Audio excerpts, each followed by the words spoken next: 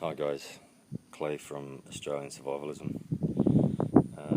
Just going to do a quick video today on just a little bit of preparedness that I have set up around the home.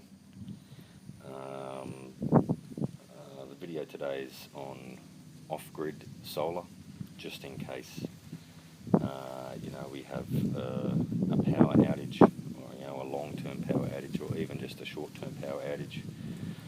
I want to be the guy in the street that's got power, so I've set up just a small off-grid solar setup. Off-grid obviously meaning that it's not connected to the rest of the power network.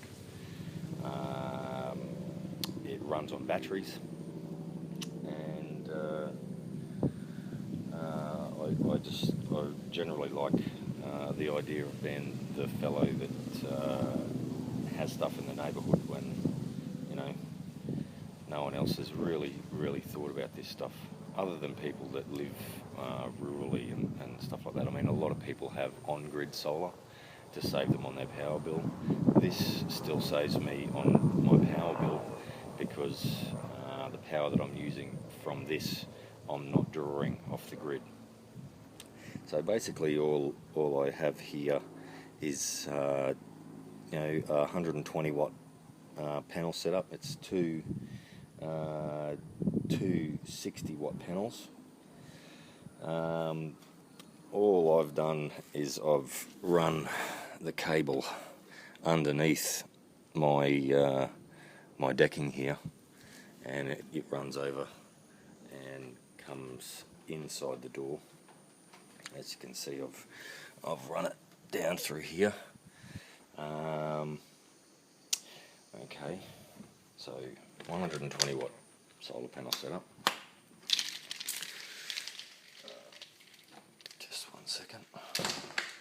Now that runs into a 30 amp. Where are we? Oh, there we go. A 30 amp charge controller. I don't know if you can see that, but we've got 13.6 volts of charge right now, and it's a nice sunny day, so if I was to I'll turn this puppy on and I'll show you how it works. But also coming out of the charge controller is just like a spare 12 volt output, which I've just plugged in a small 12 volt cigarette lighter port. I'm yet to hole saw this into the cabinet, which I've built this all around, but eventually I'll hole saw that in and have a 12 volt outlet. So that puppy there, I mean, I run just your average, that's just a phone charger with two USB ports. I plug that in to my iPhone. That charges my iPhone all the time. I never plug it into the wall anymore. And also I've just got a little USB LED light, which I'll just show you guys. So yeah, that USB just plugs into the cigarette lighter port that I just showed you, and charges up a little LED torch, which is just there all the time. So if the power goes out, I've got a little torch there. But also plugged into the same outlet port of the charge controller, I've just got a little 12 volt lamp that I set up. That was a broken 240 volt lamp, and I just wired up a little switch to it, and we've got free 12 volt lighting in the corner of the living room anyway. So that's the charge controller. So the outlet of the panels goes into this puppy.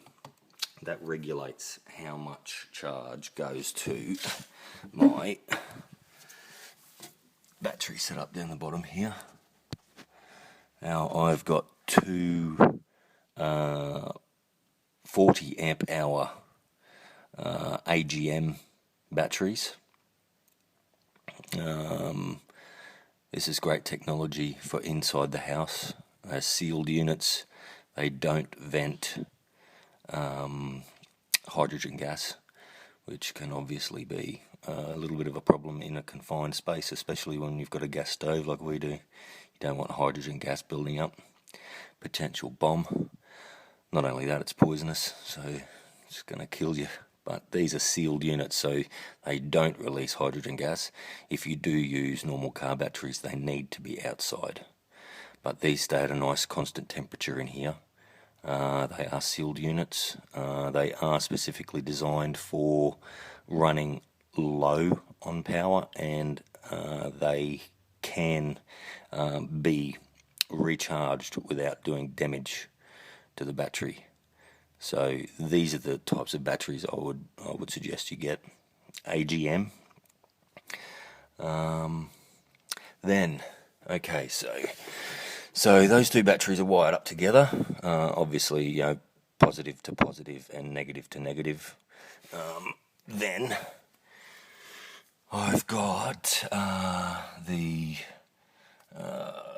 inverter, which is just here, wired up to both of these batteries, or one of these batteries actually.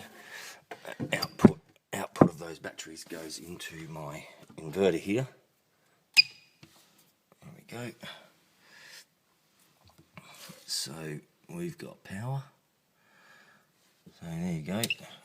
It is a 2000 watt inverter, so I can draw up to, you know, about 1500 watts before this thing starts even warming up, before it even starts working, like before it even gets a decent load on it.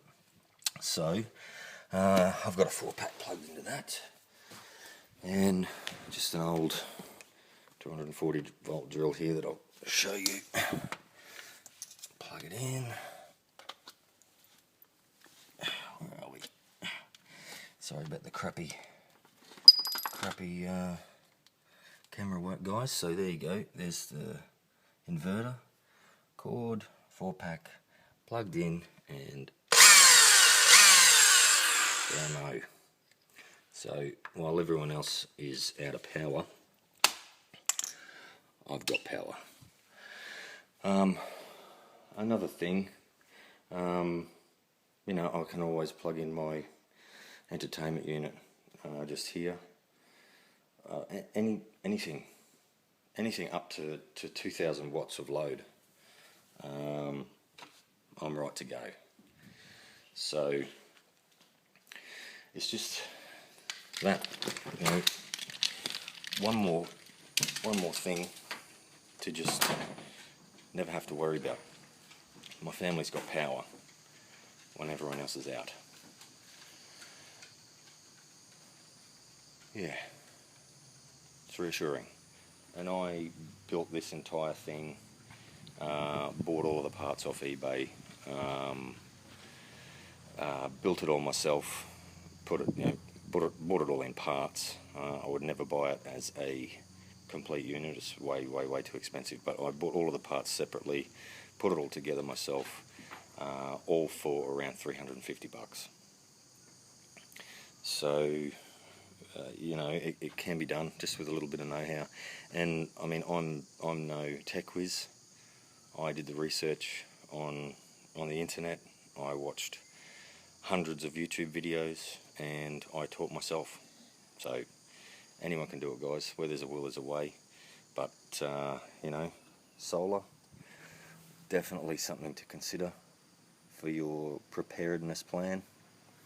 You know, something that you just might need if SHTF.